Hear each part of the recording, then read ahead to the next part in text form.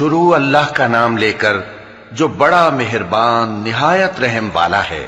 اے پیغمبر صلی اللہ علیہ وآلہ وسلم، جو عورت تم سے اپنے شوہر کے بارے میں بحث و جدال کرتی اور اللہ سے شکایت رنج و ملال کرتی تھی، اللہ نے اس کی التجا سن لی اور اللہ تم دونوں کی گفتگو سن رہا تھا۔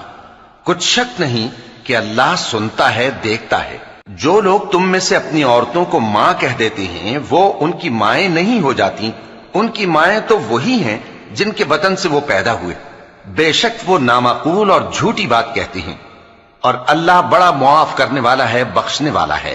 اور جو لوگ اپنی بیویوں کو ماں کہہ بیٹھیں پھر اپنے قول سے رجوع کر لیں تو ان کو قربت سے پہلے ایک غلام آزاد کرنا ضرور ہے۔ مومنو، اس حکم سے تم کو نصیحت کی جاتی ہے اور جو کچھ تم کرتے ہو اللہ اس سے خبردار ہے۔ اب جس کو غلام نہ ملے وہ قربت سے پہلے لگاتار 2 مہینے کے روزے رکھے، پھر جس کو اس کا بھی مقدور نہ ہو اسے 60 محتاجوں کو کھانا کھلانا چاہیے۔ یہ حکم اس لیے ہے کہ تم اللہ اور اس کے رسول کے فرما بردار ہو جاؤ، اور یہ اللہ کی حدیں ہیں اور نہ ماننے والوں کے لیے درد دینے والا عذاب ہے۔ جو لوگ اللہ اور اس کے رسول کی مخالفت کرتے ہیں وہ اسی طرح ذلیل کیے جائیں گے جس طرح ان سے پہلے لوگ ذلیل کیے گئے تھے، اور ہم نے صاف صاف آیتیں نازل کر دی ہیں، اور جو نہیں مانتے ان کو ذلت کا عذاب ہوگا۔ جس دن اللہ ان سب کو جلا اٹھائے گا تو جو کام وہ کرتے رہے ان کو جتائے گا۔ اللہ نے وہ سب کام لکھوا رکھے ہیں اور یہ ان کو بھول گئے ہیں، اور اللہ ہر چیز سے واقف ہے۔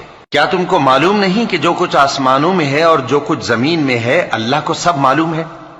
کسی جگہ 3 شخصوں کی سرگوشی ہوتی ہے تو اللہ ان میں چوتھا ہوتا ہے، اور جہاں 5 آدمیوں کی سرگوشی ہو تو وہ ان میں چھٹا ہوتا ہے، اور نہ اس سے کم یا زیادہ مگر وہ ان کے ساتھ ہوتا ہے، خواہ وہ کہیں ہوں۔ پھر جو کام یہ کرتے رہے ہیں قیامت کے دن اللہ سب ان کو بتائے گا۔ بے شک اللہ ہر چیز سے واقف ہے۔ اے پیغمبر صلی اللہ علیہ وآلہ وسلم، کیا تم نے ان لوگوں کو نہیں دیکھا جن کو سرگوشیاں کرنے سے منع کیا گیا تھا، پھر جس کام سے منع کیا گیا تھا وہی پھر کرنے لگے؟ اور یہ تو گناہ اور ظلم اور پیغمبر صلی اللہ علیہ وآلہ وسلم کی نافرمانی کی سرگوشیاں کرتے ہیں، اور جب تمہارے پاس آتے ہیں تو اللہ تعالیٰ کے بتائے ہوئے الفاظ کے بجائے دوسرے الفاظ میں تمہیں دعا دیتے ہیں، اور اپنے دل میں کہتے ہیں کہ اگر یہ واقعی پیغمبر ہیں تو جو کچھ ہم کہتے ہیں اللہ ہمیں اس کی سزا کیوں نہیں دیتا؟